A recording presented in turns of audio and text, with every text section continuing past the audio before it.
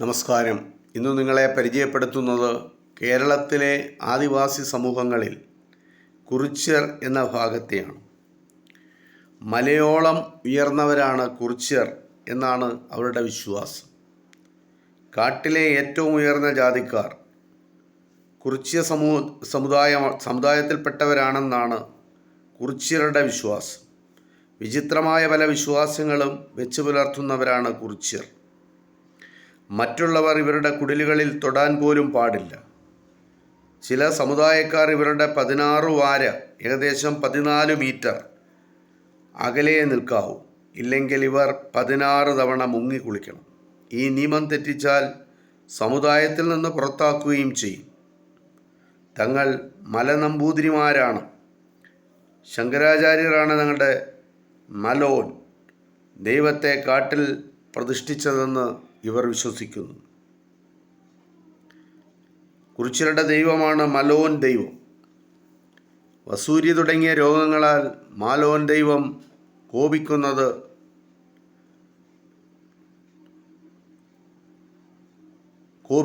കൊണ്ടാണ് ഇവർക്ക് ഈ അസുഖം വരുന്നത് എന്നാണ് അവരുടെ വിശ്വാസം.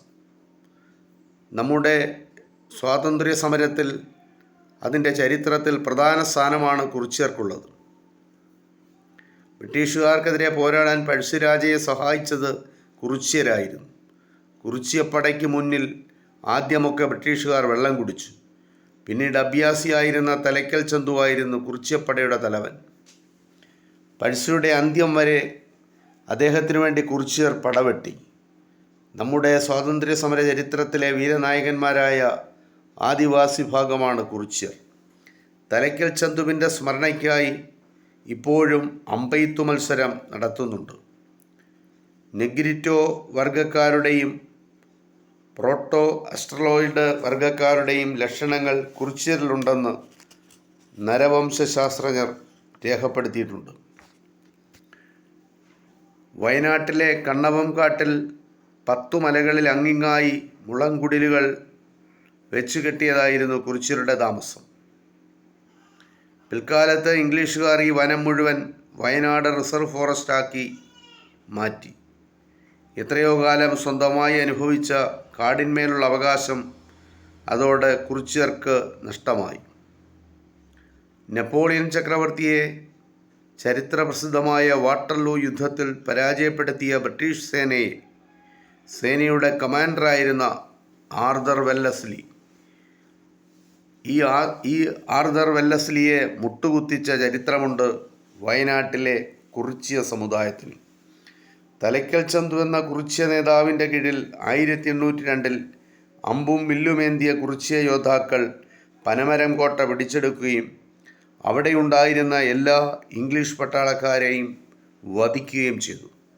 ഈസ്റ്റ് ഇന്ത്യ കമ്പനിക്കും അവരുടെ സൈനിക തലവൻ വെല്ലസ്ലിക്കും വലിയൊരു പ്രഹരമായിരുന്നു ഈ സംഭവം. പിന്നീട് 1812 ബ്രിട്ടീഷുകാർക്കെതിരെ കുറിച്യ ലഹള നടത്തിയും കുറിച്യർ സ്വാതന്ത്ര്യ സമരത്തിൽ ഇടം നേടി. 2 നൂറ്റാണ്ട് മുമ്പ് മാത്രം ആദിവാസികളായി അധംപതിക്കേണ്ടി വന്നവരാണ് കുറിച്യർ എന്ന് കരുതുന്നു. പണ്ട് സമതല പ്രദേശങ്ങളിൽ നിന്ന് കൃഷി നടത്താനായി കാട്ടിലെത്തിയ നാട്ടുകാരുടെ പിൻഗാമികളാണ് ഇവരെന്ന് ഒരു വിശ്വാസമുണ്ട്. വയനാട്ടിലെ വേടരാജാവിനെ പരാജയപ്പെടുത്തിയ കോട്ടയം രാജാവിൻ്റെ സഹായത്തിനു വന്ന നായർ പടയാളികളുടെ പിന്മുറക്കാരാണ് കുറിച്യരെന്നാണ് മറ്റൊരു വാദം. കുറിക്കുകൊള്ളുന്ന അമ്പ് അയക്കാൻ മിടുക്കരായതുകൊണ്ടാണത്രേ കുറിച്യർക്ക് ഈ പേര് കിട്ടിയത്. ഒന്നാന്തരം വില്ലാളികളും മികച്ച നായാട്ടുകാരും കൃഷിക്കാരുമാണ് കുറിച്യ സമുദായത്തിലെ ആളുകൾ. ഒരുപാട് ദൈവങ്ങളുണ്ട് ഇവർക്ക്.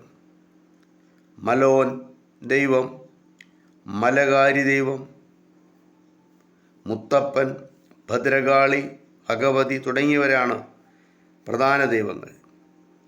താരതമ്യേന കലാവാസന തീരെ കുറഞ്ഞവരാണ് കുറിച്യർ. മറ്റ് ആദിവാസി വർഗങ്ങളെപ്പോലെ വലിയ നൃത്തങ്ങളൊന്നും ഇവർക്കില്ല. മാൻപാട്ട്, നരിപ്പാട്ട് എന്നിങ്ങനെ ചില ചടങ്ങുകൾ മാത്രമേ ഇവർക്കുള്ളൂ. ഇത് ആദിവാസി വിഭാഗത്തിലെ കുറിച്യർ എന്ന സമുദായത്തെ പറ്റിയുള്ള ഒരു ചെറിയ വിവരമാണ്. ഇത് ഇത്രമാത്രം. നന്ദി, നമസ്കാരം.